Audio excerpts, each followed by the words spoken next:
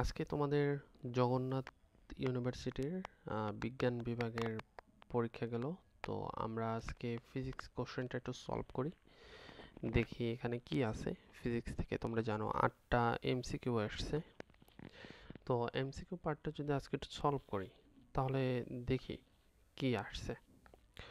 So ফার্স্টের কোশ্চেনটা যদি একটু দেখি, এটা আসলে কি বলছে যে নিচের কোনটি এক্সট্রিনসিভ সেমিকন্ডাক্টর। সো এক্সট্রিনসিভ সেমিকন্ডাক্টর জিনিসটা কি?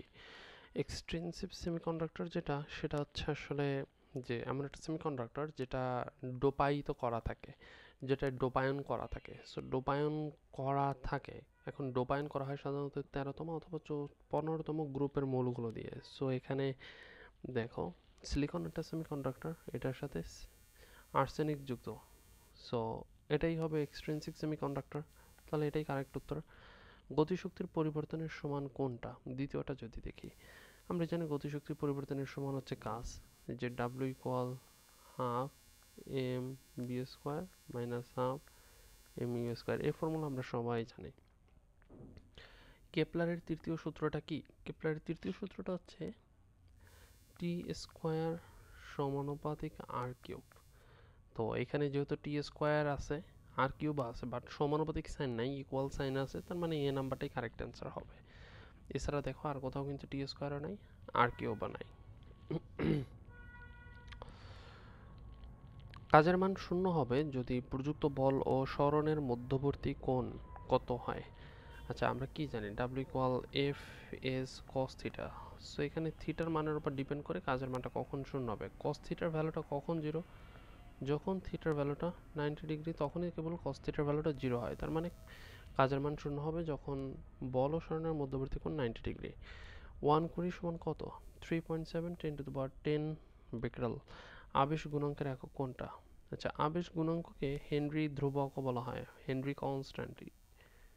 ইলেকট্রিক্যাল সার্কিটে এটা হেনরি কনস্ট্যান্টও বলা হয়। সেই ক্ষেত্রে সবগুলো হবে।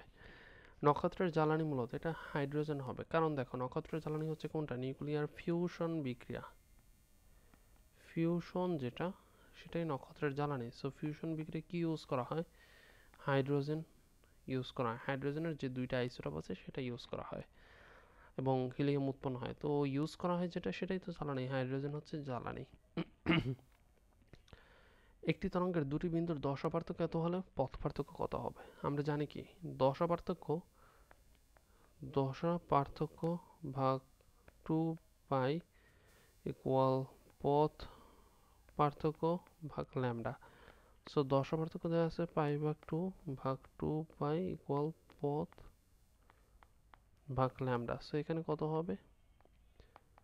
1/4 ইকুয়াল পথ ভাগ ল্যামডা। সো পথ কত হবে? ল্যামডা ভাগ 4। বি নাম্বারটা হচ্ছে কারেক্ট উত্তর। তো আশা করি এমসিকিউর সমাধানগুলো পারছো এবং তোমরা আশা করি কারেক্টলি সবগুলোই উত্তর করতে পারছো। কে কয়টা এমসিকিউর উত্তর করতে পারছো সেটা একটু কমেন্টে জানিয়ে দিবা, তাহলে আমাদের জন্য সুবিধা হবে। এবং ধারাবাহিকভাবে কোশ্চেন সলভ পেতে আমাদের চ্যানেলটাকে সাবস্ক্রাইব করে রাখতে পারো। দেখা হবে পরবর্তী কোনো ভিডিওতে।